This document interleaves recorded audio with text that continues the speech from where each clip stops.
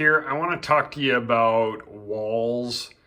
And so this is a make-believe drawing that I've got here, but I want to point out to it. So, we run into closet spaces like this sometimes. And in this particular drawing, we have 11 total walls.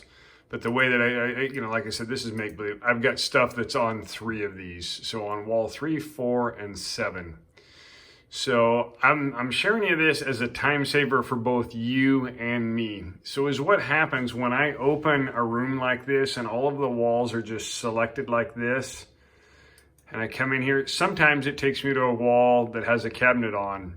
Other times it takes me to a wall that doesn't have a cabinet on it. And so is what'll happen is this is what it looks like as I'm going through it. It's like, okay, I got that. And then I click and I click and I click, and then I get to this one.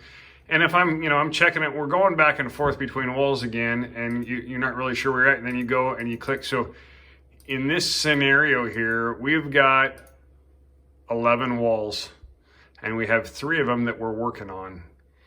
And so to save yourself and myself a bunch of time, when we draw these out, if we select on these walls, we click right here on the wall, and we come over here to the left and we go wall in, and we tell it, we click it from yes to no. And it takes a second to do this. For each wall, you probably got about 2 seconds. We go over here and we click this. We click each one of these. And we tell it that it's that, and that way, and especially like in these corners here, sometimes we'll have a closet that'll have 3 corners that'll have inside areas like this. And so we go and tell it that this stuff's wall ends, and that way we're not putting anything on there.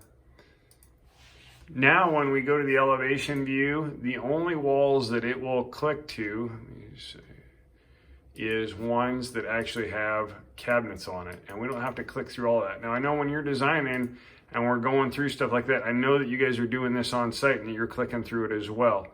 And so this is a time saver.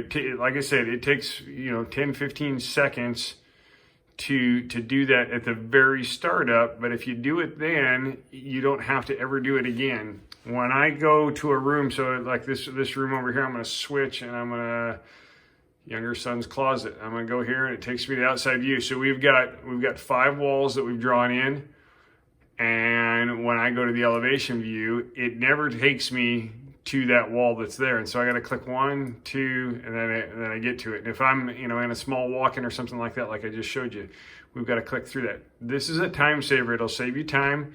You need to change that habit. So right when you draw the walls, you know where you're going to be putting stuff. Mark out those walls that you're not going to be doing anything on as wall ends, and so that you don't have to deal with it. The other thing I'm going to tell you is when we've got a big closet like this, and we know, I've seen stuff turn in before where we've got 11 walls and we're only doing stuff on 2 of them. We don't have to draw out every last thing in the closet. The same thing with a garage cabinet. We're doing garage cabinets, and we're going to go, on this wall or this wall. You don't need to draw out every last little wall in that cabinet. All we need to know is where we're going. And so that'll save you time, and then you don't even have to click this. But I'd really appreciate it if you would mark off all of your walls as a wall end and click yes, so that it eliminates those from having to click through it. Thank you.